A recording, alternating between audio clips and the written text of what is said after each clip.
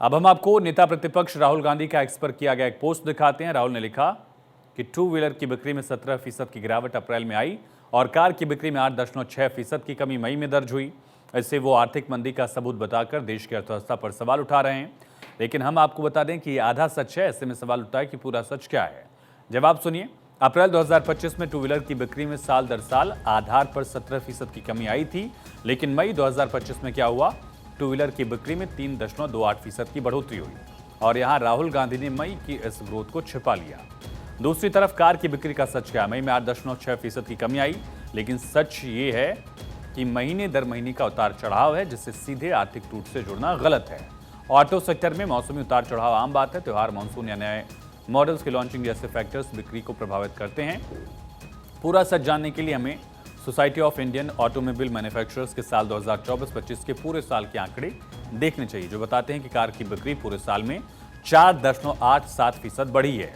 Two wheelers की बिक्री में भी 7.7% की शानदार वृद्धि हुई। कुल ऑटो मार्केट की बात करें तो 6.5% की ग्रोथ देखी गई। अब सवाल यह है कि गिरावट क्यों है? हकीकत में तो एक बढ़ता हुआ मार्केट है। टू व्हीलर सेगमेंट में हीरो मोटोकॉर्प, होंडा, टीवीएस जैसे ब्रांड्स ने मजबूत प्रदर्शन किया। इलेक्ट्रिक व्हीकल्स की डिमांड भी बढ़ रही है। ईवी टू व्हीलर्स की बिक्री में 30% से ज्यादा की उछाल है। कार सेगमेंट में एसयूवी की डिमांड ने मार्केट को ऊपर खींचा, जिसमें Maruti Suzuki, Hyundai, Tata Motors ने अच्छा प्रदर्शन किया। राहुल ने अप्रैल मई के चुनिंदा आंकड़ों को उठाया, उसे आर्थिक गिरावट से जोड़ दिया, लेकिन पूरे साल की तस्वीर कुछ और कह रही है। आप सिर्फ एक महीने का आंकड़ा उठाकर गिरावट की बात करेंगे तो ये ऐसा ही है जैसे एक दिन बारिश होने पर कह दें कि सारा साल जो है वो सूखा पड़ गया, अगर एक दिन बारिश न हुआ और इस पर यह तय किया जाए कि पूरा साल सूखा रहा।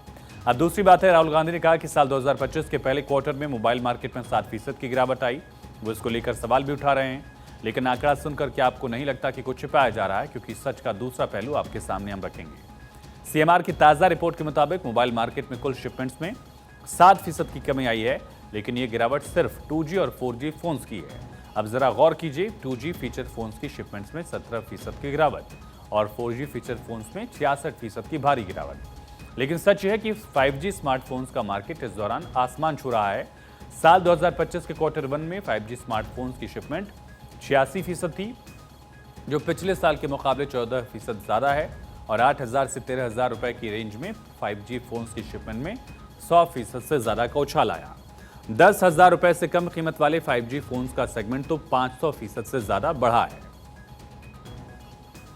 तो राहुल गांधी ने आंकड़ों की हेराफेरी करते हुए इसे मार्केट में गिरावट बता रहे हैं, जबकि सच ये है कि एक टेक्नोलॉजिकल रिवॉल्यूशन है। भारत का कंज्यूमर अब पुरानी टेक्नोलॉजी को छोड़कर 5G की तरफ बढ़ रहा है। दूसरी ओर किसी एक हफ्ते या महीने की बिक्री का आंकड़ा उठाकर आप पूरे साल की बिक्री का डेटा कलेक्ट नहीं कर सकते और शायद इसी वजह से ये पहलू जो है सामने आया।